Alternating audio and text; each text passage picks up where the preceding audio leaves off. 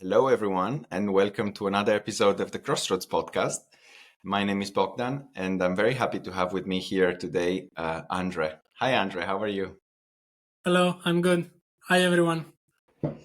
Very pleased to have this opportunity to exchange with you about crossroads moments and life in general.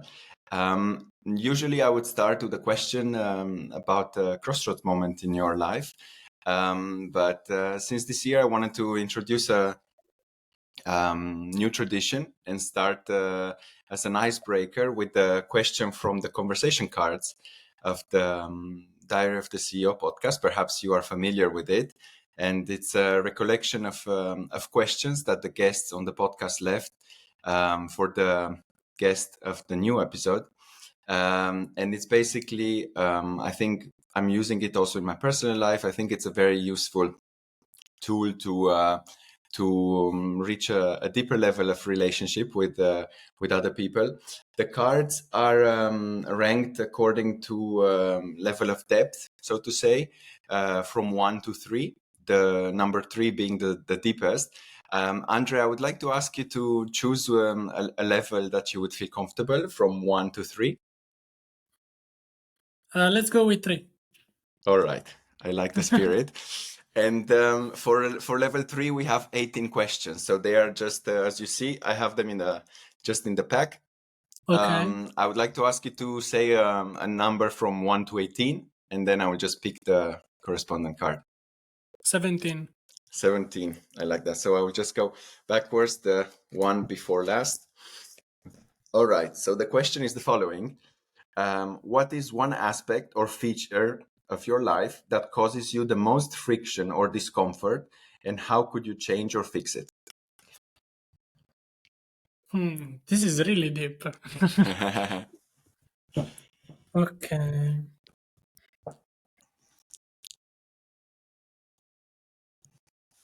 Uh, Maybe it's not most friction, but it's something that I struggle the most when I'm in the moment. For me, it's harder to really understand the other people's feelings, and that's something I would love to learn and improve. So yeah, sometimes I'm not too empathic or empath, and it's definitely something that I see myself struggling. And luckily, my girlfriend makes me notice. Hey, you should use a different approach or try to understand the person on the other side. And this is something sometimes I get lost with. And is this something that you are working actively on, or is this something that is a priority for you at the moment? I work on it all the time. It's just matter of sometimes I'm not conscious enough to realize straight away. But of course, I catch myself as well doing it, and then I try to readjust it. But yeah, Thank you very much for the trust. I know it was an icebreaker, and also I think level 3 definitely has some deep questions. So I appreciate Mhm. the opening on this subject. I would like to ask with a question about your journey. Actually, I got to know you on Instagram as a chef on a journey. So. I would like to ask you if you could just briefly guide us through your journey towards becoming a chef, and also at the moment traveling the world while cooking.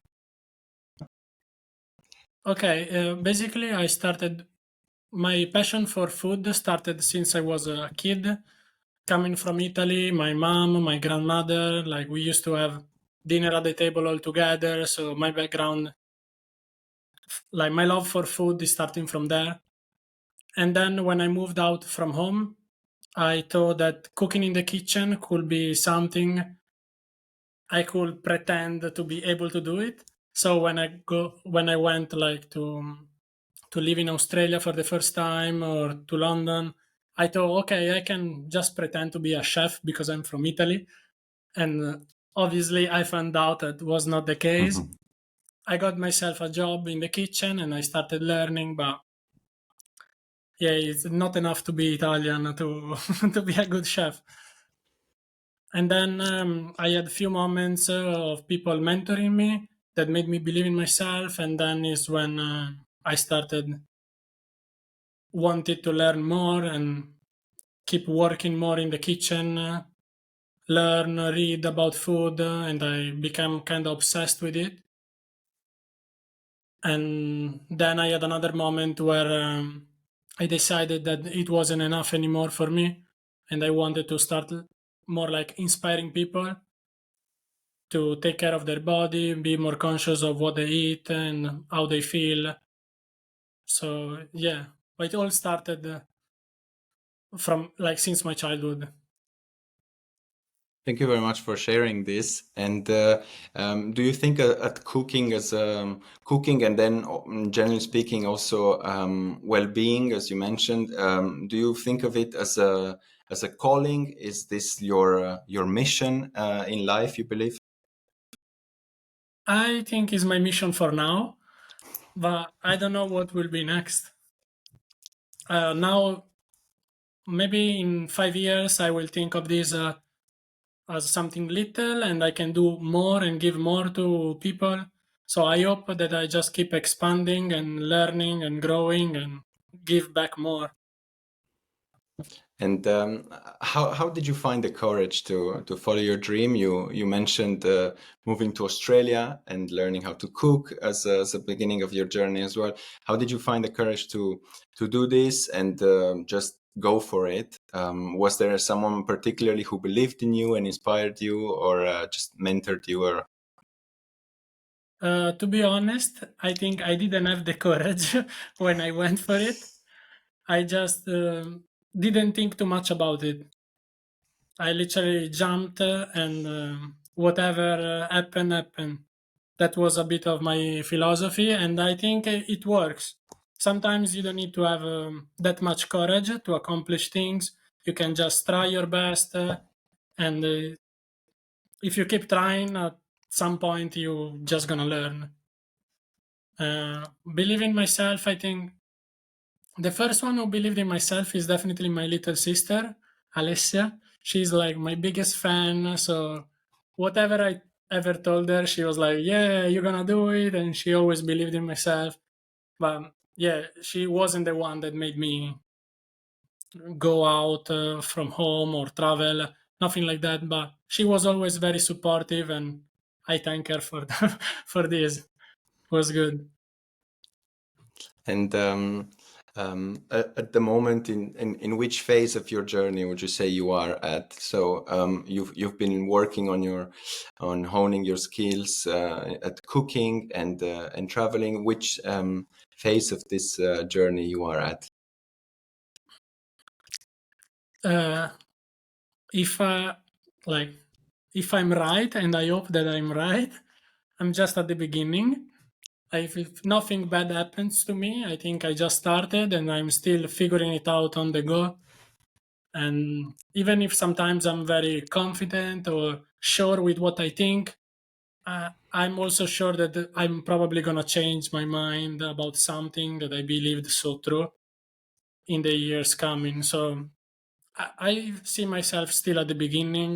There's so much stuff that I don't know and so much more to learn. And I see myself struggling with so much stuff every day. So definitely, I'm just at the beginning. I would have two follow-up questions on this.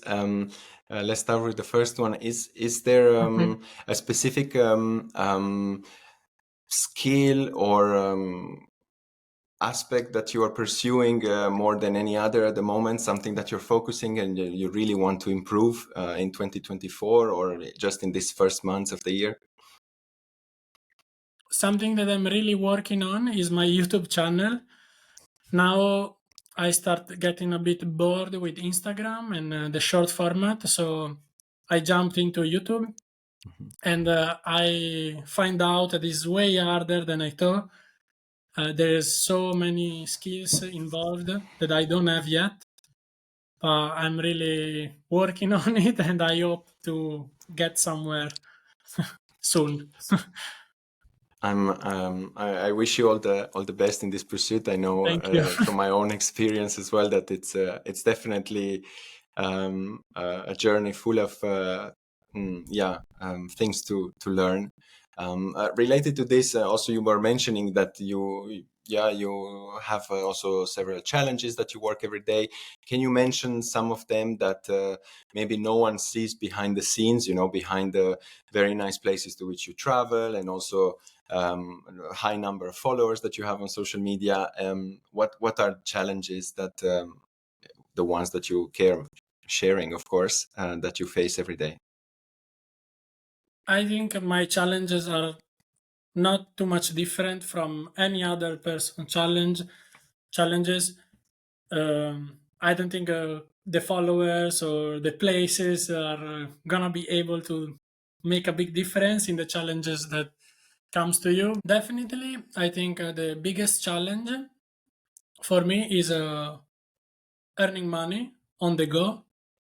So I find it harder to earn money when I'm always moving and I don't have a solid base or a clientele that is always there.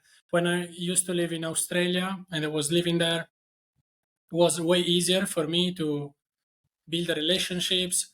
And this is not only with work, but also friendships or family, anything, any relationship. Basically, it's something way harder when you travel so much. Beside that, mm, yeah, that's the biggest one for me. Thank you very much for sharing this. And I'm curious what your definition of happiness is at this moment in life. At this moment, I think that I see happiness as a chemical reaction that we make ourselves. So for me, it's something that comes from within. No matter the external situation, you can recreate the same chemicals in your body. Of course, when something very bad happened to you, it's way harder, and we all struggle. So I still allow myself to be sad or to go through challenges.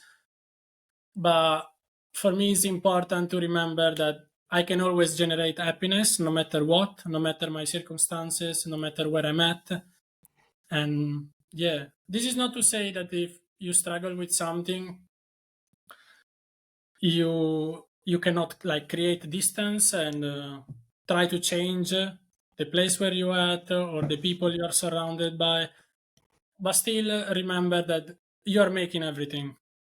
So for me, that's what that's how it works. I really like this spirit, and I think it's a matter of having the right mindset, which I believe, at least from your words, you have reached a stage in which you have the right mindset to focus on the accountability and the power that you have to make yourself happy.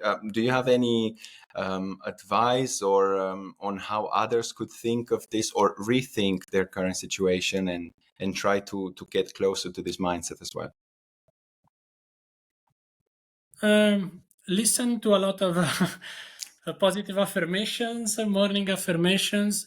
That kind of helped me a lot when, like during COVID, I had people around me struggling with depressions, and even though I I was pretty good at navigating my own negativity and bad thoughts, I like trying to help others made me understand so much about myself too. And I started looking more into this topic as well of like how to not manage your thoughts, but how to navigate through your mind, basically. And I used to listen a lot of Sadhguru. I don't know if you're Yeah. familiar with it, Hmm.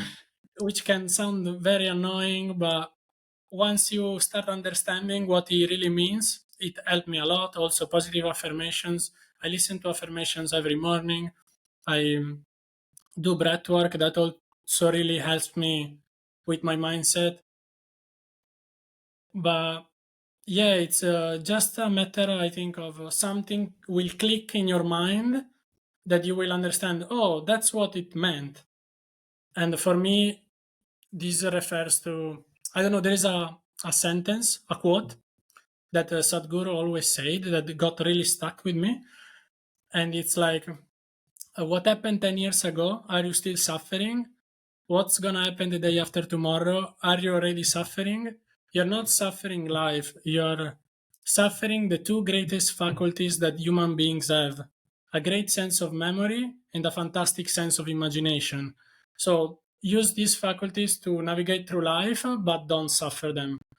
And for me, when I heard this thing, the first time I didn't really understand it, and the second time the same, but repetition, and then something clicked, and I really understood what it meant.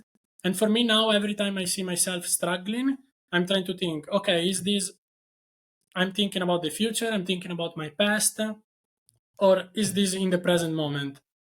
And 100% of the time, I'm not literally thinking in the present. So that was the hack for me to Yeah. to I find this overcome this.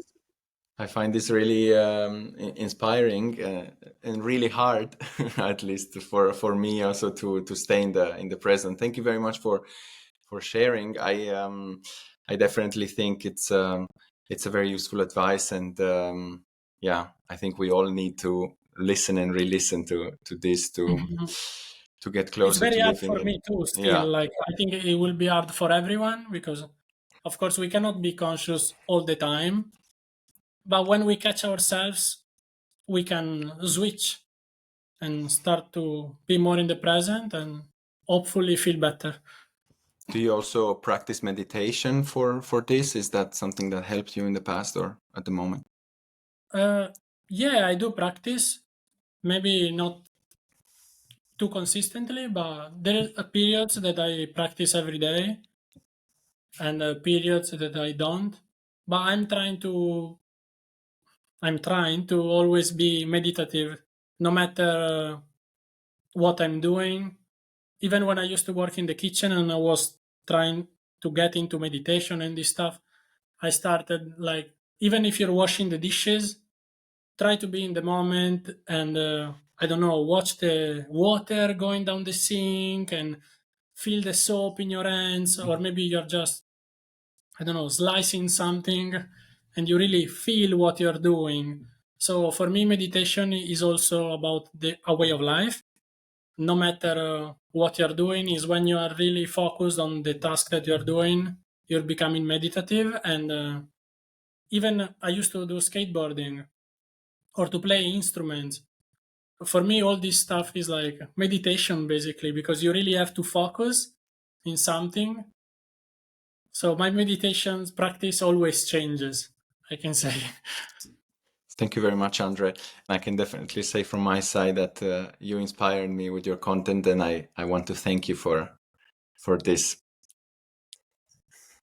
It was a pleasure having you in the podcast. Thank you very much.